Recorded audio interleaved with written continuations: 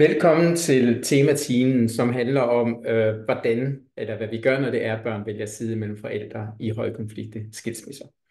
Jeg har lyst til at starte med at sige, at det er primært en tematime, som er henvendt til fagfolk. Så sidder du og lytter som privatperson og har lyst til at stille spørgsmål, så vil det ikke være muligt for mig at svare på dem. Jeg forstår godt, at der kan være mere private spørgsmål, og dem vil vi meget gerne svare på et andet tidspunkt, eller I kan søge hjælp i vores rådgivning og terapitjeneste her på centret. Så har jeg lyst til at sige, at I modtager et link om nogle dage, hvor optagelsen er på, og hvor I kan gense det igen. Og I skal selv tage notat undervejs, fordi at det gives ikke her.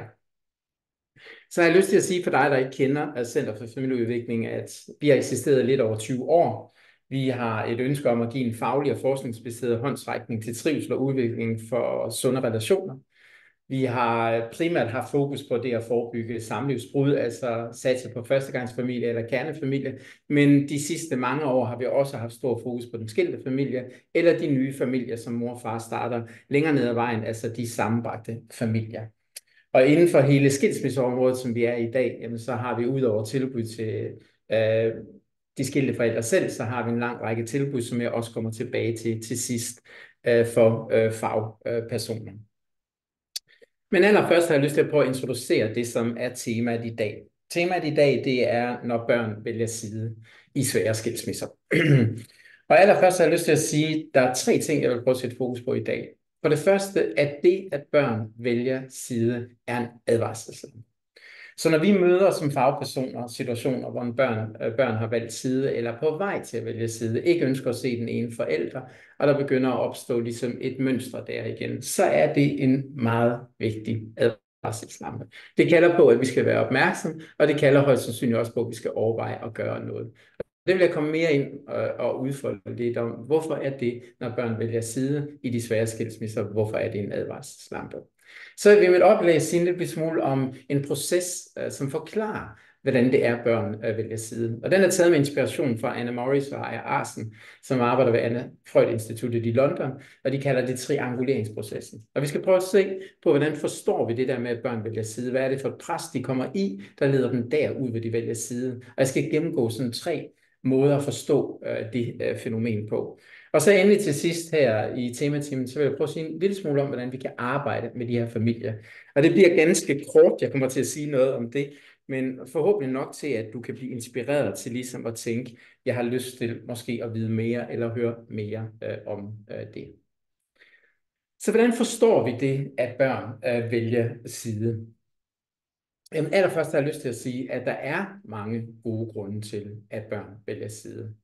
Der er også så at sige forståelige grunde, som vi skal lytte på som fagfolk, som gør, at børn vælger side. Så der er børn, der er en del af en skilsmisse, hvor noget af det, der sker i mor eller fars hjem, på en eller anden måde er grænseoverskridende for barnet. Der er noget, der ikke fungerer, når jeg er i det hjem, eller der er et eller andet med, at der er noget fysisk eller psykisk i miljøet, som på en måde jeg ikke trives i. Så af sådan en grund kan børn godt vælge det og prioritere det ene hjem frem for det andet, eller den ene forælder frem for den anden. Der er også helt klart børn, der oplever, at mor og far er alt for lidt til stede eller tilgængelig, når jeg er hos dem. At jeg oplever ligesom, at jeg er i vejen, eller der ikke er tid til mig, eller der ikke er plads til dem. Det kan også være, at jeg simpelthen rent fysisk ikke har mit værelse, eller hvad det nu kunne være. Også en god grund til, at børn nogle gange vælger at være mere hos den ene og vælger den anden forælder fra. Og jeg kunne endelig også nævne det, at der er mange børn, der oplever, at mor og far går videre måske og etablerer en ny familie, og gør det ret hurtigt efter. Og børn kan opleve, at den familie, far eller mor stifter i det nye, kan man sige, deres nye liv, bliver så vigtigt for dem, at det næsten er som om, at jeg ikke kan være der. Så jeg har lyst til at starte med at sige, at der er rigtig mange gode grunde til, at børn vælger side, eller vælger den ene forælder frem for den anden. Og nogle af de grunde, de grunde skal vi lytte på, og vi skal selvfølgelig handle på dem. Men i den her tematime, der vil jeg gerne sætte fokus på det særlige vilkår, når børn vælger side, og det er en mere svær, eller det er en mere højkonflikt skilt situation. Fordi når det er børn i de situationer vælger side, så har jeg lyst til at prøve at bringe opmærksomheden væk fra nogle af de der årsagsforklaringer, jeg gav lige før. Og så skal vi prøve at kigge på, at der er nogle, kan man sige, nogle dybere liggende forklaringer, der på en måde hjælper os til at forstå, hvad er det egentlig, der er på spil, og hvad er det egentlig, der sker. Så i de her situationer, så kan man godt sige, at det, der normalt måske lige sådan springer os i øjnene, det, som den ene forælder siger, eller det, som den anden forælder siger, eller det, som barnet siger. Der skal vi måske nogle gange stoppe op, og så skal vi sige, jamen okay, måske kan det være en del af det, men er der noget mere på spil? Så det, jeg har lyst til at sige, det er, at i de svære eller de højkonflikte skilsmisser, så skal vi ofte være opmærksom på at forstå kompleksiteten i det, der sker, når det er, at børn vælger side. Og noget af det, vi også skal prøve at være optaget af, det er, at meget af det, der sker, når børn vælger side, det er, at forælder 1 peger på forælder 2, og så siger den, at det er dig, der er årsag til det. Det er fordi, du forældrefremmedgør. Og det begreb, det tror jeg måske helt sikkert, I har mødt, for det er et sådan relativt kendt begreb inden for det højkonflikte skilte. Parent alienation syndrome. Det er, at man har en idé om, at det, der er grunden til, at barnet nu vælger side, det er forælder A eller forælder B, har en eller anden negativ indflydelse på dem, der fremmedgør den fra den anden. Så det, der ofte vil ske i de højkonflikter, det er, at den ene forælder vil pege på den anden, og så vil det sige, årsagen til, at jeg ikke ser mine børn, eller de vælger mig fra, det er, fordi du har fremmedgjort dem fra mig. Den anden forælder vil ofte pege tilbage igen, og så sige, nej, barnet har sin gode grunde. Og de gode grunde ligger i dig, og din manglende evne til at være forælder, eller det, der sker i dit hjem. Så på en måde kan der også ligge lidt i det, at jeg forstår godt, at barnet vælger dig fra, fordi det er noget, du gør, eller noget, du ikke gør, som du skulle gøre. Det, der sker der, altså at forældrene peger på hinanden og giver hinanden skylden for, at barnet vælger side, det er noget af det, jeg gerne vil ind på at sige. Det skal vi prøve at se forbi, og vi skal prøve at komme lidt dybere ned bag det, og så skal vi prøve at blive klogere på, hvad er det egentlig, hvordan kan vi egentlig forstå det, der sker, som egentlig i de her tilfælde er et udtryk for, at barnet er i en svær situation, og derfor vælger side. Og så har jeg igen lyst til egentlig at prøve at vælge at lige sige det der med den der advarselsramme. Og til den har jeg egentlig bare lyst til at sige, at når børn vælger side, så er de som regel i de højkonfliktiske skilsmisser i en virkelig, virkelig svær situation. Det er ikke nødvendigvis et udtryk for, at det er det, barnet ønsker. Det er ikke et udtryk for, at det ønsker ikke at se eller være sammen med den anden forælder. Det er et udtryk for, at det er en meget presset situation. Og det skal nok komme tilbage til igen, og ligesom udfolde, hvad er det for en presset situation, de kan være i. Men det, som igen er vigtigt, det er at se, at barnet er i en presset situation, der presser dem derud, hvor de gør noget, der er så ekstremt, eller noget, der er så voldsomt som det er, og vælge den ene forælder fra til fordel for den anden forælder. Det, jeg har lyst til at prøve at gøre nu, det er, at jeg har lyst til at prøve at beskrive en lille smule noget af det, vi ved kendetegner de højkonflikte skilte familier. Fordi allerede der, når vi ligesom forstår, hvad er nogle af kendetegnene ved de højkonflikte skilte forældre, så begynder vi måske også at forstå lidt om, hvordan kan vi så forstå, at børn kan komme derud, hvor de er nødt til at vælge. Og der var nogle kendetegn. Først 3 kendetegn af det, der sker mellem forældrene, og så har jeg bagefter nogle kendetegn, som forklarer på en måde, hvad er det, der så sker, eller hvordan kan børnene respondere over i deres lejr. Og allerførst vil jeg lyst til at sige, at meget af det, der kendetegner de højkonflikte skilsmisser, det er, at forældrene stille og roligt får svært ved at aftale de mest basale ting omkring barnets liv og hverdag. De kan ikke blive enige om mængden af samvær, de kan ikke blive enige om ferie og helligdage. Der er måske en hel masse ting omkring barnets skole og hverdag, som de ser forskelligt på og ikke kan blive enige om. Og i takt med, at de kan blive enige om, så involverer de ofte tredje instanser. De kan gå til advokat, eller de kan gå i familieretshuset. Og på mange måder kan man sige, at det at gå i familieretshuset er et udtryk for, at man søger hjælp. Men i nogle tilfælde kan den hjælp, man får derhenne, være, at der er nogen, der bare træffer afgørelser i de ting, man er uenig om, og de afgørelser lander ikke et godt sted. Mens den ene forælder er ligesom ikke rigtig tilfreds med den, eller synes, det er en forkert afgørelse. Og derfor fortsætter de så måske med at rejse en ny sag eller en ny uenighed, i håbet om, at der falder en anden afgørelse. Så det første, vi kan på en måde se i de høje konflikter, det er, at forældrene har svært ved at blive enige, og som en konsekvens af det søger de hjælp, og nogen begynder at træffe afgørelser. Og det vil sige, at allerede her kan vi se, at barn kan begynde at opleve, at der er simpelthen strid omkring min hverdag og mit liv. Og det besværligt gør måske mit hverdag og mit liv, at mor og far ikke kan blive enige, fordi der er nogen, der trækker i hver deres ene. Det andet, vi kan se med tiden, det er, at forældrene begynder at få sådan mere umenneskeliggørende, eller nogle gange siger vi lige frem demoniserende billeder, altså negative idéer og tanker om den anden som forældre. De kan kritisere hinanden som forældre, de kan se, hvad de fejl den anden gør. De kan også abnormalisere den anden, den er simpelthen ikke normal, eller der er noget usundt, eller ligefrem måske sige, at der er nogle diagnoser, der er i spil. De kan også gå derud, hvor de bliver så ekstreme, at de anklager hinanden for fysisk eller psykisk vold, som har fundet sted. Så det er et andet kendetegn i de højkonflikte skilsmisser, det er, at forældrene får de her meget mere negative fortællinger, og de her mere demoniserende billeder af hinanden. Jeg ved ikke, om I også kan fornemme, hvor svært det er for et barn at leve med de to, som betyder rigtig meget for den. At de to begynder at få sådan nogle meget negative fortællinger af hinanden, og begynder at anklage hinanden. Også selvom det ikke er noget, barnet sådan direkte hører hele tiden, så er det meget sjældent, at børn ikke mærker, at noget af det her drypper af på dem, eller de også kommer til at høre det og blive ramt af dem. Så det er det andet kendetegn, som vi ofte ser i de høje konflikter, det er, at forældrene begynder at have de her meget, kan man sige, umenneskeliggørende og demoniserende billeder af hinanden. Og så det tredje, vi ofte ser, det er, at forældrene simpelthen også får et decideret negativt syn på hinandens forældreevne. Jeg var inde på det før, de begynder at kritisere hinanden som forældre. Og de begynder egentlig også med afsæt i den anden forældres manglende evne til at være forældre på den rigtige eller på en god måde, så begynder de også måske at finde gode, legitime grunde til, at barnet ikke har så godt af at være hos den anden forælder. Alle de her tre ting ved vi er noget af det, der sker i de højkonflikte skilte familier. Hvis jeg lige prøver at blive lidt ved den sidste. Det at være i en skilsmisse for forældre og børn er som regel en stor livsomvæltning. Det er også krævende. Det er som regel også meget, meget stressende. Det at være forældre alene og skal have børn nogle dage alene og klare alt det, og så få det til at harmonere med det liv, man ellers lever, det er også meget krævende. Der hvor forældre så ovenikøbet også begynder at angribe hinanden, kritisere hinanden, demonisere hinanden, og også anklage hinanden for ikke at være gode nok forældre, så er det en ekstremt stor belastning. Vi siger, at vi lever i et samfund i dag, hvor vi har aldrig været mere bevidste om, hvordan vi skal være forældre. Vi siger også, at vi lever i et samfund, hvor faktisk forskere siger, måske er den måde, vi er forældre på i dag, en af de bedste måder at være forældre på. Altså vi forsøger virkelig at gøre det godt. Men så er der faktisk også undersøgelser, der viser, at når man spørger forældre selv i dag, om de føler, at de lever op til de forventninger, de har, om de gør det godt nok, så er der faktisk overvejende, altså helt hen imod 78% af forældre siger, at de synes ikke, at de gør det godt nok i deres rolle som forældre. Det vil sige, at hvis I kigger på det at være forældre i dag, så er det en vigtig, det er en meningsfuld, det er en betydningsfuld opgave for os som voksne mennesker igen. Når vi så bliver skilt, hvis vi ender i en situation, hvor lige akkurat vores forældreskab bliver genstand for den andens kritik, så kan det være en ekstrem stor belastning for os. Og også helt klart noget, der gør, at vi ikke bliver bedre udgaver, men måske snarere dårligere udgave af os selv som forældre.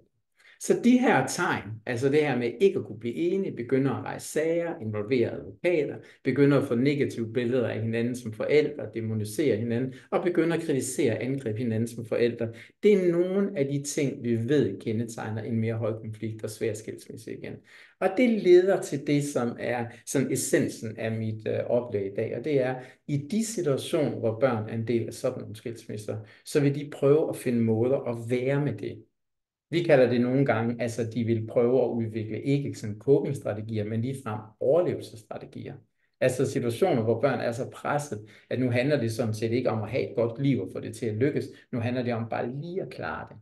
Og der kan vi se, at jeg har skrevet her på slidesen, at nogle af de grunde, eller nogle af de valg, børn de kan begynde at gøre, det er den mere hvide form at favorisere den ene forælder. Måske den, de bor mest ved. Måske den, som bliver boende i det hus, de boede i tidligere, som måske er tættest på deres venner og sådan noget. Og så begynder de at favorisere den. Det er måske ikke at vælge den anden fra, men de begynder at have en favoritforælder, en de er lidt tættere på, og en de er mere knyttet til. De kan også over tid begynde at udtrykke manglende ønsker eller reducerede ønsker om at være med den anden forælder. Så det vil sige, at det er helt muligt, at børn i nogle af de her situationer begynder at sige ting, som jeg vil helst være ved dig, jeg vil ikke være ved den anden. Altså, det er ikke bare noget, som man kan sige kommer fra forældrene selv, men det er udtalelser, børn kommer med. Og i nogle af de tilfælde, vi også ser i dag, jeg har også mødt nogle af dem selv flere gange, så begynder børn at gå endnu længere, og børn begynder at anklage den forælder, de har taget afstand for ting, de har gjort. Måske har de gjort nogle af de ting, men måske har de gjort dem værre. Eller de kan også finde på at tale eller påstå, at de har gjort ting, som de i virkeligheden ikke helt har gjort. Alt det her kan jo være meget, meget, meget svært at forstå på en måde. Hvordan kan et barn begynde at gøre det? Men hvis I kigger tilbage til det, jeg lige har forklaret jer, at børn er i en situation, hvor mor og far er i en mere højkonflikt skilsmisse, og hvor alle de ting sker før, så det er noget af det, der er med til at forklare, at barnet dybest set er så presset, at det begynder at gøre nogle af de ting, jeg har beskrevet her. Nu har jeg lyst til at prøve lige sådan at dykke lidt mere ned og så sige, hvordan forstår vi egentlig det, der på en måde sker der? Og jeg sagde til jer indledningsvis, at jeg vil sådan tage meget afsæt i noget, der hedder trianguleringsprocessen, som ikke jeg har udviklet, eller Center for Familieudvikling har udviklet, men som egentlig kommer fra Anna Morris og Aya Arsen, som i mange år har arbejdet med højkonfliktlige skilsmisser på Anna Freuds Instituttet i London. De har også flere gange været i Danmark og også fortalt om det her. Det er med inspiration fra deres begreb trianguleringsprocessen, at jeg vil prøve at tale lidt om, hvordan forstår vi det, at børn begynder at vælge side. Lige om lidt, så skal vi gå sådan nogle dimensioner igennem, som igen kan være vigtige at arbejde med forældrene. Men lige nu skal jeg prøve bare at dykke lidt mere ned i, hvordan forstår vi, at børn begynder at vælge side. Allerførst har jeg lyst til at sige, at børn ved intuitivt, at de har brug for omsorg for deres mor og far. Og hvor paradoksalt det egentlig lyder, så vil børn gå rigtig langt for at sikre sig, at den omsorg, jeg har brug for min mor og far, den kan jeg få. Og det gør børn sjovt nok ved, at de tænker, hvordan kan jeg være på en måde, som sikrer, at jeg kan få den omsorg, jeg kan få hos min mor og far. Så børn har sådan ikke en bevidst nødvendigvis et talesæt, men sådan en underbevidst dybtliggende fornemmelse af, at jeg har brug for min mor og far. Vi ved, at børn er sociale væsener. Vi ved, at de er 100% afhængige, når de er helt små, men selv også større børn er afhængige af deres forældre. Vi ved, at deres forældres kærlighed og omsorg og varme er en forudsætning for, at de kan trives, og det er en forudsætning for, at de kan udvikle sig og vokse. Det her ved børn, ikke nødvendigvis på et intellektuelt plan, men på et intuitivt og følt plan. Jeg har brug for min mor og far. Det vil sige, at børn har egentlig fra starten af et projekt, der hedder, hvordan kan jeg sikre mig, at jeg får den omsorg og støtte? Hvordan kan jeg sikre mig, at mor og far er en del af mit liv? Og det er på rigtig, rigtig mange måder godt.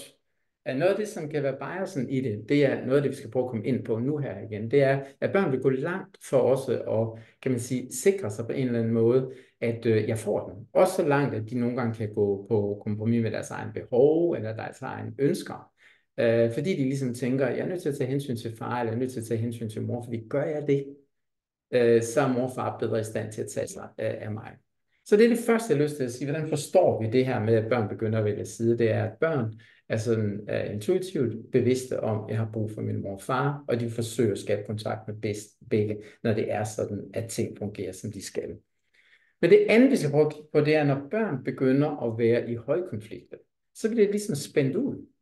Her er der ikke to forældre, der arbejder sammen. Her er der ikke to forældre, der støtter op sådan aktivt. Her er der ikke to forældre, der bor i det samme hjem, og på den måde de er vant til, at mor og far er der. Men her er der to forældre, der er i konflikt med hinanden. Og det, som konflikterne kan på en måde gøre for børnene, det er, at det rammer dem. Det bliver svært for dem. Børn har utrolig svært ved at være i konflikter mellem forældre, fordi forældrene på en eller anden måde er så betydningsfulde for dem. De elsker dem, de er tæt knyttet til dem. De ting, far siger om mor, som på en eller anden måde er hårdere eller uforstående igen, det rammer ikke bare mor, men det rammer barn, fordi barnet er knyttet til far og mor.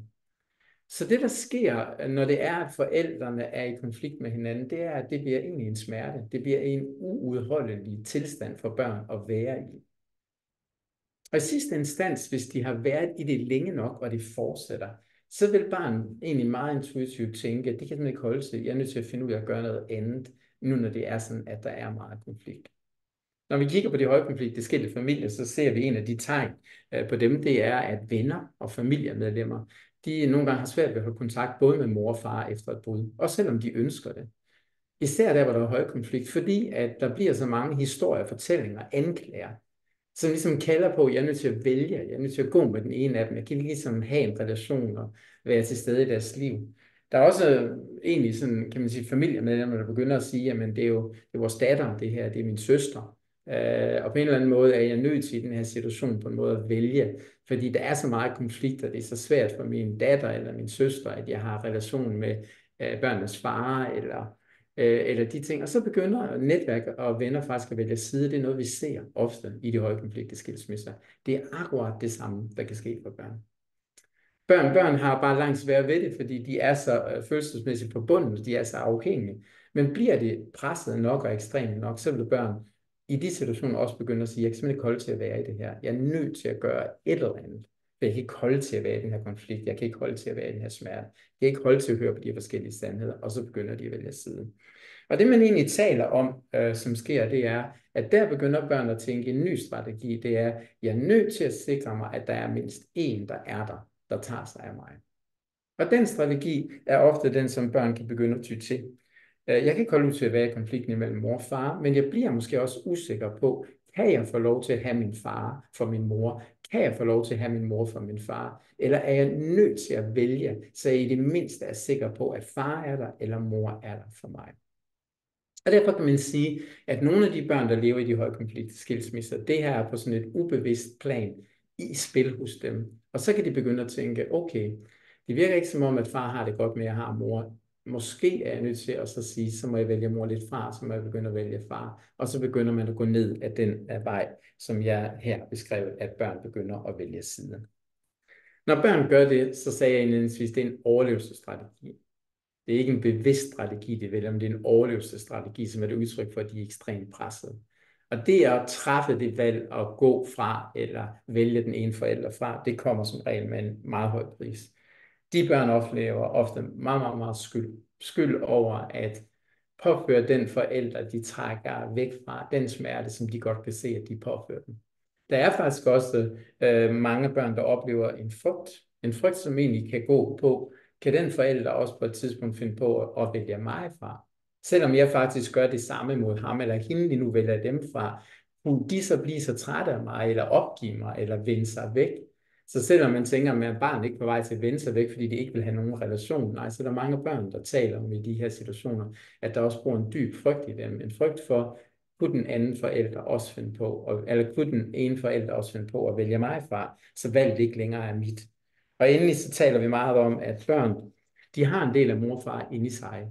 Og når børn på den måde vælger side, den ene forælder frem for den anden, så går de ikke bare fra den forælder, men de går så at sige også fra en side inde i dem selv, der er måske en afspejling af den forælder. Så identitetsproblemer, og måske også komme til at hade eller foragte dele af dem selv, som minder dem om far eller mor, som de er på vej væk fra. Så for at opsummere det, jeg siger her igen, børn, der begynder at vælge side i de højkomplekse skilsmisser igen, de er virkelig på overarbejde. Og det er ikke et ønske, det er ikke et valg, de træffer, fordi de vil det. Det er, fordi de er presset af nogle af de her omstændigheder. Og de er presset ud fra en fornemmelse af, at jeg er nødt til at sikre mig, at der i det mindste er en, der er der for mig. Og mange af de børn, de lever i det skjulte med en hel masse psykiske, kan man sige, efterdønninger af det valg, de træffer og vælger den ene forælder fra. Så med det sådan i baghovedet, som jeg startede med at sige, der kan være mange gode grunde til, at børn vælger den ene forælder fra eller til, men nu er jeg gået ind og sige, at i de høje konflikter, så kan noget af det her, jeg har beskrevet, så kan det være på spil. Og hvis det er på spil, så skal vi prøve at gå ind i det, der hedder trianguleringsmodellen, og så skal vi prøve at kigge på det, hvordan kan vi se forældrenes rolle ind i det her på en lidt ny og anderledes måde.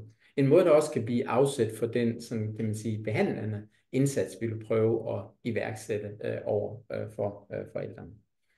Så allerførst, så kan I prøve at se et kontinuum, jeg har vist hernede i bunden, og der står desværre mor ind i den boks der kunne lige så godt have stået far, eller skulle have stået mor eller far. Og det allerførste kontinuum, eller kan man sige, ja, et kontinuum, som jeg tegner op her igen, det er et kontinuum, som handler om, i hvilken grad oplever barnet, at de er støttet til relation med dem begge. Altså både mor og far støtter mig til relation med den anden, eller i hvilken grad oplever barnet, at der er en grad af modarbejden fra far eller mor imod min relation til andre. Jeg kunne egentlig også lægge til, at det ikke bare fra mor og far, at der er støtte eller modarbejde. Det kunne egentlig også være for de primære, kan man sige, ydre netværk, familienetværk eller vennenetværk. Så på en eller anden måde er børn afhængige af, at deres relation til begge forældre støttes af forældrene selv. Og hvis vi tager til venstre side på det her kontinuum, så kan man sige, så er der en forælder, der sådan mere eller mindre helhjertet støtter relationen til den anden forælder. De kan tale pænt om den anden forælder og sige, du har virkelig en god far, og det er så vigtigt, at du har en god relation til ham. Og det er godt, du skal over til ham nu igen, fordi du har brug for din far, han er vigtig i dit liv. Så der er sådan en meget helhjertet eller aktiv støtte af, du har en relation, og jeg ved, den er vigtig. Og på en eller anden måde bliver det betydningsfuldt for barnet, fordi barnet har en oplevelse af, at mor skubber mig over til far og siger, der er en vigtig relation, og det er vigtigt for mig, og det er vigtigt for dig, at den relation er på plads og er til stede i dit liv. Så det er sådan den ene ende af kontinuumet. Den inde i midten, der kan man sige, der er der en forælder, der bliver lidt mere dobbelt. De siger måske ikke, at far ikke er vigtig, men siger heller ikke det modsatte, at far er vigtigt. Det kan også være, at der nogle gange er nogle dobbelte budskaber, som barnet opfanger igen. Så man siger nogle gange, at forældrene sender lidt mere sådan dobbeltbudskaber. Barnet bliver lidt usikker på, synes du egentlig, det er vigtigt, at have en relation med den anden forælder, eller er det også noget, jeg selv kan vælge? Eller vi siger også nogle gange, at forældrene bliver simpelthen bare mere passive. Så er der nogle af de her forældre, der siger, at hvis du gerne vil være sammen med din far, så skal du lov til det. Hvis du gerne vil være sammen med din mor, så skal du lov til det. Men hvis du en eller anden grund ikke har så meget lyst til dem, så vil jeg ikke bestemme, så er det noget, du må bestemme. Og der begynder barnet at opleve, ligesom, nu er det mere op til mig, jeg må selv bestemme. Det er ikke støttet. Der er ikke en forælder, der er aktiv, ligesom siger, det er egentlig så vigtigt for dig. Og hvis man så går helt ud i det højre hjørne, altså på det andet ende af kontinuumet igen, så er der en forælder. Den kunne man egentlig sige, men er det ikke sådan en forældrefremmedgørende forælder? Jo, det er til dels. Det er en forælder, der på en eller anden måde har set det som sin vision eller mission at beskytte barnet imod den anden forælder, fordi de har en idé om, at relationen med den anden forælder ikke er god for barnet, og derfor skal jeg beskytte og værne barnet imod det. Og den forælder kan begynde sådan mere eller mindre aktiv og holde om barnet, og ikke støtte eller ikke opmuntre barnet til en relation med den anden forælder. Så det første sådan ligesom kontinuum i den her trianguleringsproces, det er egentlig et spørgsmål om, i hvilken udstrækning er der et barn, der oplever sådan en meget aktiv, fast, kærlig støtte til, du skal have en relation med den anden forælder, eller oplever de egentlig lidt vagt eller passiv forældre, eller oplever de ligefrem, at den modarbejder. Det kan være med til at spille enormt meget ind på barnets valg om at have en relation med den væg. I kunne også kigge på det her og arbejde med forældre, så kunne I egentlig sådan tale med forældrene, hvor er din position? På hvilken måde er du støttende? Hvordan ser og mærker barnet det? På hvilken måde er du blevet passiv? Eller på hvilken måde er du måske næsten nogle gange sådan står i vejen, eller forhindrer, eller modarbejder, i forhold til, at barnet har en relation med den anden forælder? Den anden har jeg på en måde foldet ud, men jeg vil lige sige et par sådan kommentarer til den igen. Den anden, den handler om, i hvilken udstrækning er børn eksponeret for jeres konflikter.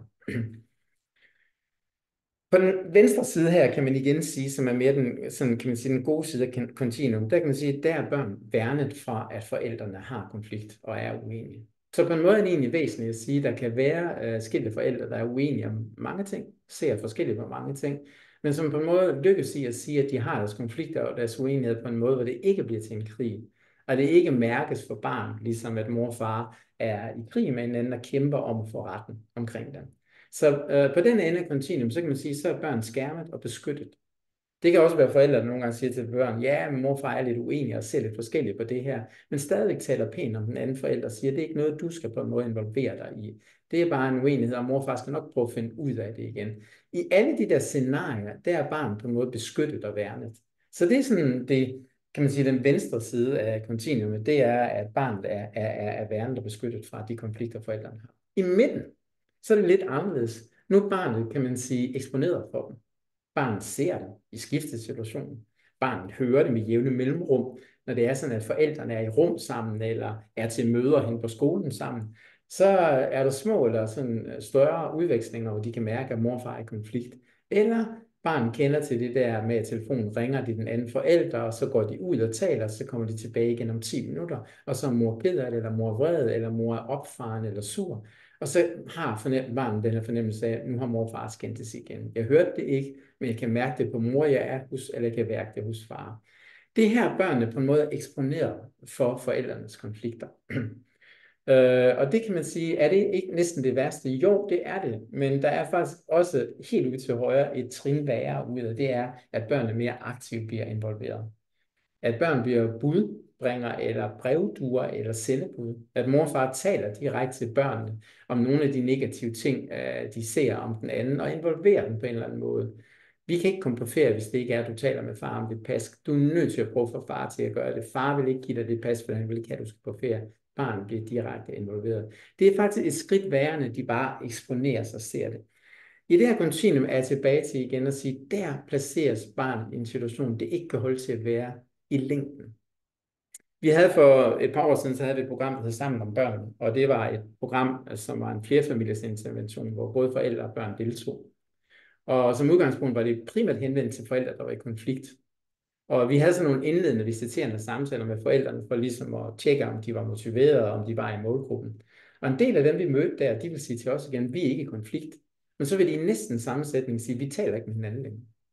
Og så vil vi sige, wow, Så I er faktisk slet ikke i konflikt. I er faktisk derude, hvor I helt holdt op med at tale, altså måske for at undgå konflikterne, eller fordi I simpelthen ikke kan holde hinanden ud. Og så vil vi på en måde sige til dem igen, jamen det er ikke det samme som, at der ikke er en konflikt. Det er bare den samme som, at nu er konflikten kommet helt derud, hvor I har valgt, måske noget af det mest drastiske, næsten ikke at have nogen kontakt, og næsten slet ikke tale med hinanden igen. Det vil for mange af børnene opleves enormt konfliktfyldt. Så i det her program Sammen om børnene, så var en af de sådan, træningsbaner i programmet, det var, at forældrene sammen med de andre forældre og deres respektive børn, de holdt frokostpause sammen, eller kaffepause sammen, cirka et kvarter. De kaffepauser, der talte vi ofte, inden de gik til dem med børn om, hvad er vigtigt for dig, for at det er okay at gå ned til mor og far og være sammen med dem nu. Og der vil børnene igen og igen sige, at de kan være i rum, at de kan småsnakke med hinanden, at de kan se på hinanden, at de ikke kommer op og skændes, at vi ikke kan mærke, at de hader hinanden. Og så vil vi sende børnene ned til pausen, og så vil man efter pausen tale med dem op i børnegruppen, og så vil man sige, hvordan var pausen? Og der vil rigtig mange børn sige det der med, min mor og far ser ikke på hinanden. De siger godt nok ikke noget grimt, man kan bare mærke, hvordan de ikke kan lide hinanden, altså stemningen er dårlig. Og noget af det, vi arbejder med sammen om børnene, det er, at forældrene forstod, at de skulle ikke være verdens bedste venner, de skulle ikke nødvendigvis have sådan varme følelser for hinanden, men det duede ikke, de kunne være sammen i et rum med deres børn i et kvarter, og ikke skabe en eller anden form for tilpas afslappet atmosfære. Så det den anden sådan kontinuum handler om her, i hvilken udstrækning i fars hjem og i mors hjem, eller samlet set, er børnene udsat for, eller mærker de her konflikter. Og hvis de mærker det, og hvis de mærker dem rigtig meget, og hvis de ligefrem bliver involveret og bliver partsaber i det igen, fordi mor og far skubber dem ind i det igen, så er det helt sikkert, at det kan lede til, at børn er nødt til at vælge side. Og så det tredje kontinuum, vi skal prøve at kigge lidt på, som kan måske på en måde være svært at forstå, men som er virkelig vigtigt at forstå, det er, at hvad der ikke er skrevet ind på tegningen her, så det kunne du egentlig godt skrive ind, eller skrive i din notesbog, hvis du tager noter, det er, at du kunne skrive, der er en tæt forælder, og så er der en mere distanceret forælder. Det er egentlig ganske almindeligt i alle mulige former for familie, at undervejs i et barns liv og opvækst, så kan det i perioder have en tættere relation til den ene forælder end den anden. Det kan være mere forbundet af forskellige årsager, som egentlig er naturlige nok. I skilsmissen bliver det bare mere udtalt, at den tætte forælder og en mere distanceret forælder kan være en uholdbar situation i længden. Så hvis I tænker på her, at på den her tegning kan vi også have skrevet i den ene side en tæt forælder, og den anden side en mere distanceret forælder, så har jeg lyst til at prøve at tale om det her med at være afhængig af eller uafhængig af. Så på venstre side af det her kontinuum, så skulle jeg egentlig prøve at sige igen, at måske har en forælder en meget sådan tæt relation med sit barn. Barnet er meget afhængig af en. Barnet er måske også afhængig af en, at man kan begynde at tale om, måske er den afhængighed alligevel ikke kun sund.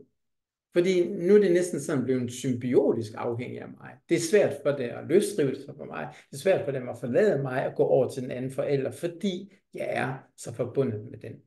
Så derovre, hvor der står afhængig, så handler det egentlig om, at den tætte forælder måske særligt kan få en udfordring med, at den relation, jeg får bygget med mine børn, bliver faktisk mere tæt, end er godt for barnet.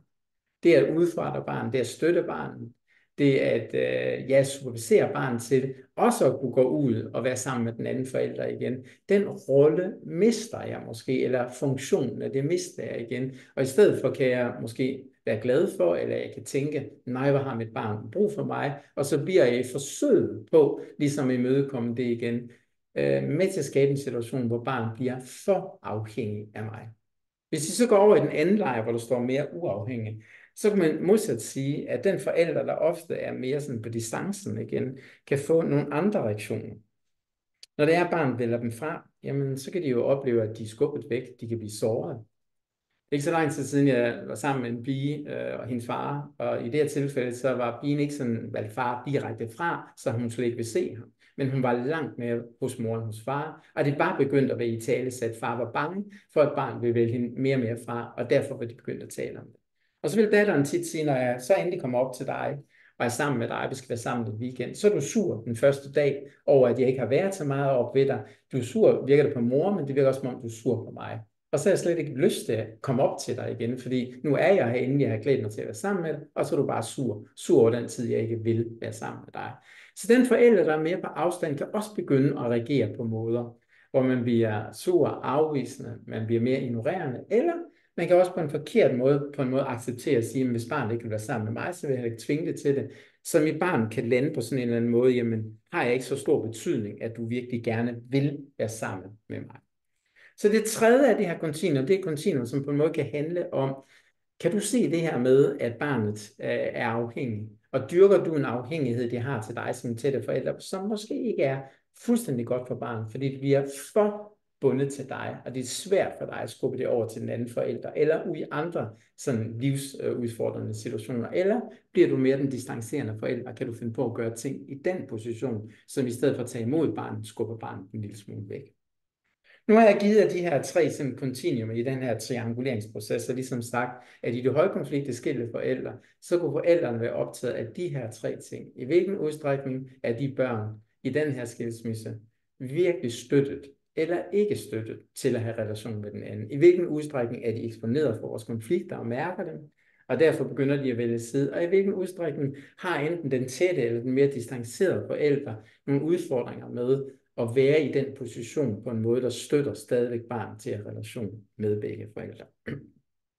Det jeg egentlig har givet jer her, har jeg lyst til at sige, det er faktisk et billede eller en måde at forstå det her, der sker, når børn vælger side i de mere svære eller højkonflikte skilsmisser. Og det billede har jeg faktisk lyst til at sige, at det er rammen, hvor omkring man ligesom kan sige til forældrene, at de kan forstå det, der sker på en ny måde. Så lige om lidt, så vil jeg bare sige nogle enkelte minutter omkring det der med, hvordan kan man arbejde med forældrene der, hvor det sker, at børn begynder at vælge side. Og en af de allerførste måder igen, det er, at forældrene får den her nye forståelse af det, der sker. Altså, så nu er vi væk fra den der med, at de peger på den anden, det er dig, der forældrefremmedgør, eller de peger på den anden og siger, det er dig, der er en dårlig forælder, det er derfor barnet vælger det fra. Og så begynder forældrene at være optaget af, men er der ikke den tilstrækkelige støtte? Er det børn, der simpelthen ikke kan holde til, at vi har sådan nogle konflikter, og derfor begynder at vælge side for at være i det? Og er der sket noget med, at jeg er blevet for tæt for barnet på en måde, der ikke er godt for barnet, eller jeg er blevet lidt for distanceret og kommer til at skubbe barnet væk på en måde, som gør, at det vælger den anden til? Og så kan man begynde ud fra den nye forståelse at forstå ligesom, hvordan kan vi arbejde med det. Så på en måde er det billede, jeg har givet jer her i trianguleringsprocessen og de her tre dimensioner, en måde at psykoedukere om det her problem, som man kan bruge over for forældrene, for ligesom at sige, kan I se og forstå det, der sker på måske en ny måde, den måde, jeg lige har portrætteret her. Det andet, som den her virkelig kan, det er noget, jeg har sagt flere gange undervejs. Børn, der er i situationen, hvor de begynder at vælge sider, er børn, der virkelig er presset, som er ekstremt presset.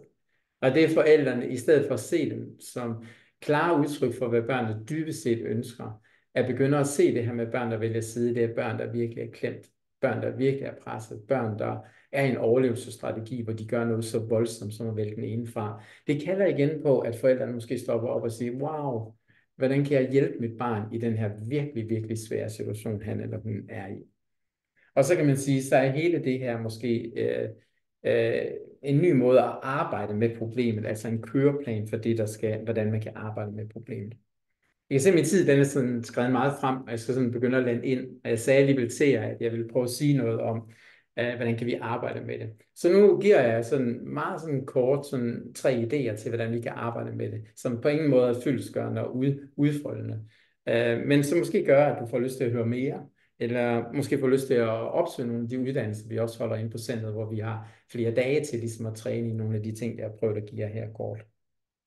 Men allerførst har jeg lyst til at sige ligesom, at det er særligt svært og vanskeligt at arbejde med de her familier. Det har jeg virkelig lyst til at sige. Og når jeg om lidt siger, jamen, hvordan kan man så arbejde med dem, så må den måde, jeg sådan ligesom på en måde beskriver, ikke forstås som ligesom her et quick fix. Det er en simpel måde at gøre noget, der er virkelig kompleks på. For jeg har igen virkelig lyst til at sige til jer, at det at arbejde med de her familier, hvor der er højkonflikt, hvor børn begynder at vælge side, det er rent fagligt noget af det hårdeste og noget af det sværeste arbejde. Så på den måde har jeg egentlig lyst til at anerkende allerførst, at det jeg om lidt siger, det er ikke sådan et quick fix, og det er ikke en let vej, fordi de findes ikke. Og jeg har også lyst til at sige en anden ting, at en af de væsentligste ting, vi har erfaret herinde på Center, som virkelig har hjulpet os, det er, at når vi arbejder med de familier, så er vi langt stærkere, når vi er team omkring den enkelte familie, og ikke enkeltpersoner.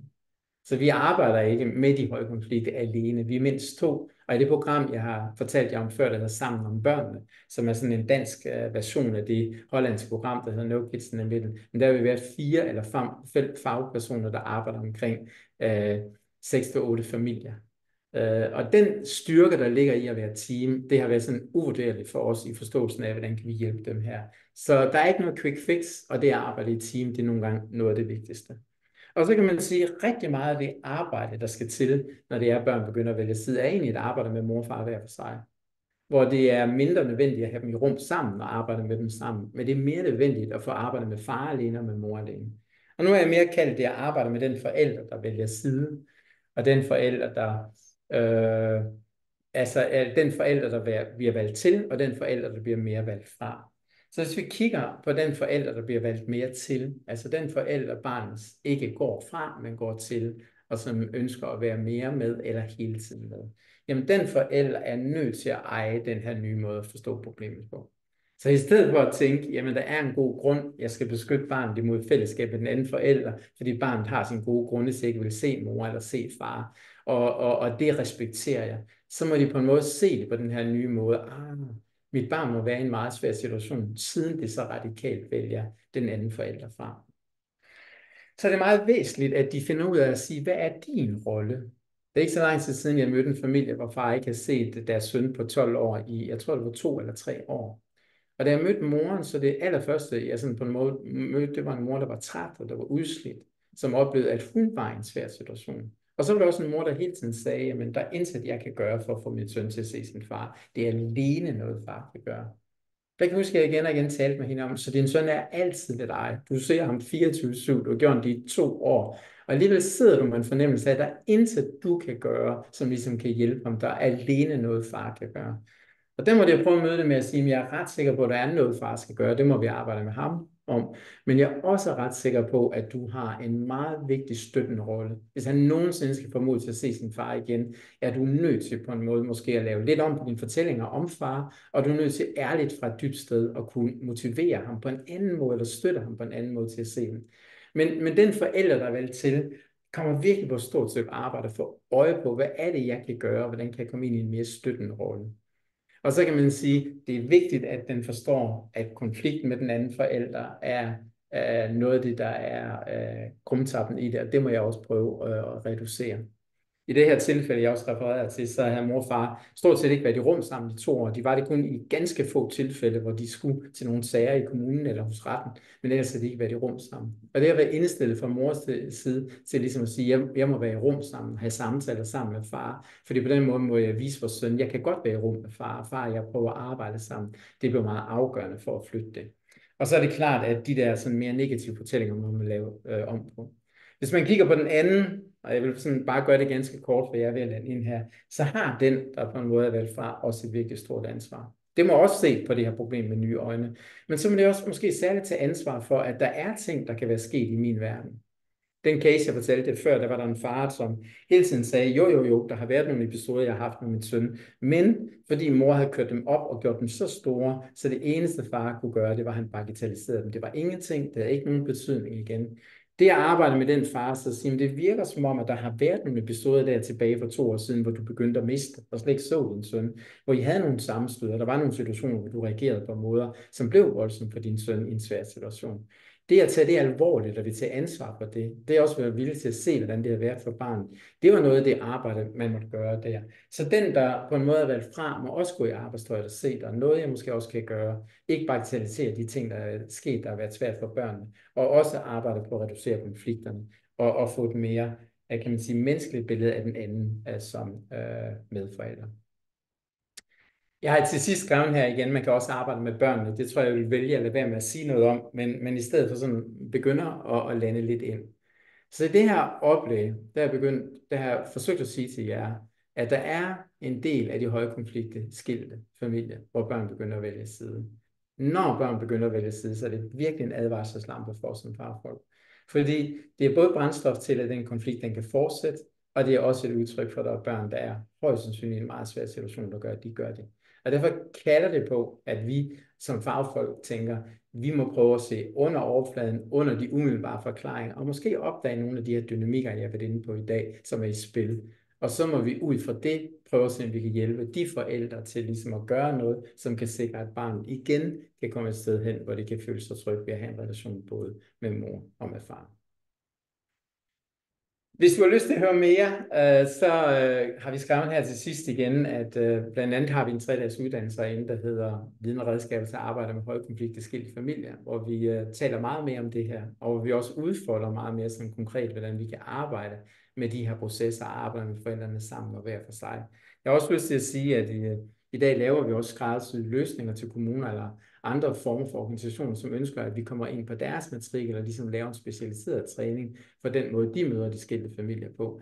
Hvis der er noget af det, du har lyst til at høre mere om igen, så skriv gerne herind, så vil vi meget gerne være behjælpelige på at give dig noget hjælp til det. Men nu kigger jeg lige over på jer og spørger, om der er kommet undervejs nogle spørgsmål til det, jeg har sagt. Ja, altså vi har jo et spørgsmål her. Der er en, der spørger, i de højkonflikte forløb ser man ofte, at børn inddrages direkte i form af børnesamtaler mere end 10 gange. Hvorledes ser I på dette, både belastning af barnets forskel og metoder i børneinterviews, men også kvaliteten af vidensoverdragelse mellem de forskellige instanser? Jamen selve det, at børn inddrages, tænker vi er en ret positiv ting i de her sager også. Men hvordan børn inddrages, er måske noget af det mest afgørende. Og hvis jeg sådan skulle sige 2 måder, som er dårlige at inddrage børn på. For det første, så kan man sige, det er dårligt at inddrage børn ud fra en forståelse af, at det er dem, der er noget galt med. Eller vi kan bare lave en indsats over for dem, fordi mor og far er i højkonflikt, og nu gør vi så noget for børnene, for ligesom at støtte dem over den uønskede situation, de er i. Så den form for hjælp, der ligesom gør barn som genstand for et problem, eller genstand for en behandling, det vil som regel ikke hjælpe barn. Det andet, som også på en måde er en dårlig måde at inddrage børn på, det er, at de på en måde skal ytre sig om, hvad de vil. Altså deres ønsker i forhold til dette eller hin. Fordi der kan børn opleve, at nu får jeg et ansvar, jeg skal vælge imellem det, som forældrene ikke kan. Den måde, det derimod er godt at inddrage børn på igen, det er, at børn bliver hørt. Hørt forstået på den måde, at børns ønsker og behov, og nogle af de ting, som de kunne, kan man sige, have et behov for, at forældrene gør anderledes, at det bliver kendt. Og at der så er nogen, der arbejder med deres mor og far, der kan prøve at tage noget af de ønsker og de behov, som børnene har, og så kan få forældrene i arbejdstøjet hen imod det. Så på den måde, det giver absolut god mening at inddrage børn, men det er meget afgørende, hvordan man inddrager børn i de her sager. Så er der kommet et spørgsmål her. Ofte opleves det, at den ene forælder netop har til formål, eller har formål om at forhindre kontakt med den anden forælder. Hvad er der så at gøre? Det manglende samarbejde om genoptagelse af kontakt. Jamen, der er ikke nogen tvivl om, at når vi har forsøgt at arbejde med de sager, hvor børn har valgt side, og på den ene forælder ikke ser begge børn, eller begge forældre, så er udgangspunktet, når vi møder både mor og far, altså vi har både de sager, hvor den ene forælder ikke vil være med, og så er vi faktisk ret sådan, kan man sige, stikket, fordi så kan vi støtte den forælder, det er sådan i næsten alle tilfælde den forælder, der er valgt fra, så kan vi støtte dem i deres egen proces med det at være valgt fra, og deres sådan måde at være tilgængelig stadig for deres børn i den udstrækning, de kan. Men der, hvor vi møder forældrene sammen, så er vores første udgangspunkt på en måde at sige, I må begge to ligesom på en måde kunne bakke op omkring, at barnet har en relation med begge. Så hvis der sidder en forælder, der har så gode grunde til at sige, at barnet skal ikke se den anden forælder, fordi det er en dårlig forælder, eller der er sket ting, som gør, at det ikke er godt for barnet at se den igen, men så er det egentlig vigtigt, at man jo selvfølgelig, hvis der er anklager, som man tænker ikke er blevet undersøgt, og ikke er blevet udredet igen, så må man selvfølgelig gøre et stykke arbejde med det. Dog skal man være forsigtig på, at det er noget af det, der sker. Der er en hel masse anklager, så kan man bruge al tiden på at gøre det igen. Men når det så er sagt, så må man på en måde sige til begge forældre, at vi kan kun hjælpe jer, hvis I begge er indstillet på, at barnet på sigt får en relation med begge. Det kan godt være, at det tager lang tid. Det kan godt være, at det ikke er noget, der kan ske i morgen. Men på sigt er formålet med den her intervention og hjælp, det er, at barnet kan få en fri adgang både til mor og far. Og det må begge forældre på en måde bakke op omkring. Jeg ved, det er meget sådan komplekse spørgsmål, og jeg svarer sådan meget hurtigt her. Så igen har jeg lyst til at sige, at der er sikkert mere, der kunne siges, og hørte man om den enkelte sag, så kunne man også måske sådan specificere sit svar lidt mere, end det jeg har gjort her. Ja, der er et spørgsmål mere her. Hvis det anbefales, at man arbejder om højkonflikte par i teams, eller højkonflikte ekspar, teams, hvordan ser man så på CFF, at den enkelte fagperson kan imødegå det? Jamen, når vi arbejder som team, så er det sådan enormt vigtigt, alle har adgang cirka til, kan man sige, den samme viden og information. Så når vi arbejder i team, så prøver vi i videst mulig udstrækning ikke at sige, at der er en, der kun arbejder med mor, og så er en, der kun arbejder med far, men at begge arbejder både med mor og far. Og hvis der er børn involveret, er vi også sådan meget optaget af dem, der arbejder med børn, arbejder ikke kun med børn, men arbejder også med forældrene igen. Så der hele tiden er sådan et overlap af, at man møder både mor, far og børn. Og så kan man sige, at det andet er jo, at når man arbejder i teams, så er udfordringen i de høje konflikter, det er, at man kan faktisk også som teams blive polariseret, fordi det er jo det, forældrene er blevet med hinanden, anklager hinanden for det ene og det andet. Og det er ikke nogen altid simpel sag, når man arbejder i et team omkring de høje konflikter skilt, at man ikke også i teamet nogle gange kan få forskellige syn og perspektiver på, hvad den rigtige vej at gå, og hvad er problemet egentlig her. Og der er det selvfølgelig enormt vigtigt, at man får skabt en tryg kultur i sit team, hvor man både kan være ærlig og åben over for hinanden, men hvor man også finder et fælles fodslag, så teamet så at sige ikke også bare bliver en del af konflikten og trækker i hver sin retning, men trækker på samme hammer. Så det er nogle af de ting, jeg kan nævne for det. Og så er det selvfølgelig en disciplin i sig selv at arbejde i teams, så hvis man ikke har været vant til det, og man i sit behandlende eller terapeutiske arbejde kun har været vant til at arbejde alene, så kan det at være i team også være noget, man skal lære, og der er også en usikkerhed ved, at man ligesom udstiller sin måde at arbejde på, som man også skal vende sig til. Men alt det tror jeg, hvis man øver sig, og hvis man får træning til det, så er det helt sikkert noget, der vil gøre indsatsen, kan man sige, mere effektfuld og mere varig. Så er der en, der spørger, hvordan spiller barnets lov ind i det her, når barnet er fremmedgjort af den ene forælder? Jamen, uden at være ekspert i barnets lov, for det er jeg ikke, så derfor vil jeg være ydmyg, når jeg svarer på det igen, så har jeg på en måde opfanget det dilemma, der er i barnets lov. Og det er det, at man ønsker at høre barnet og barnets synspunkt mere. Og man ønsker at gøre indsatsen, som man laver, kan man sige, styrende af det, som er barnets ønsker og barnets behov. Og man kan sige, er et barn i en højkonflikt skilt familie, hvor barnet er blevet polariseret mellem forældrene og derfor begyndt at vælge side, så kan man jo risikere i nogle sager, at man bare møder et barn, der siger, jeg vil ikke se far, jeg vil kun se mor, af de og de grunde. Og så kan nogle gange spørgsmålet være, er det virkelig barnets bedste og barnets behov, eller er det et udtryk for, at barnet er blevet fanget i den her triangulerende proces? Så på den måde ser jeg nogle huller i det med, at jeg gerne vil høre børn mere, og det er, at man skal sikre, at man ikke bare hører så at sige overfladen, men man virkelig sikrer sig, at man hører nedenunder, hvad det er, barnet er i, og hvad det er, der sker. Og så igen har jeg lyst til at nævne det, jeg sagde før, at mange børn, der mistrives i familier, har det svært. Jamen det er egentlig ikke dem, der har brug for en hjælp. De har igen brug for nogen, der arbejder med deres mor og far og hjælper dem. Så på den måde må vi også sikre os, at barnets lov ikke bliver, at arbejdet bliver primært omkring børnene, fordi problemet ofte er et andet sted.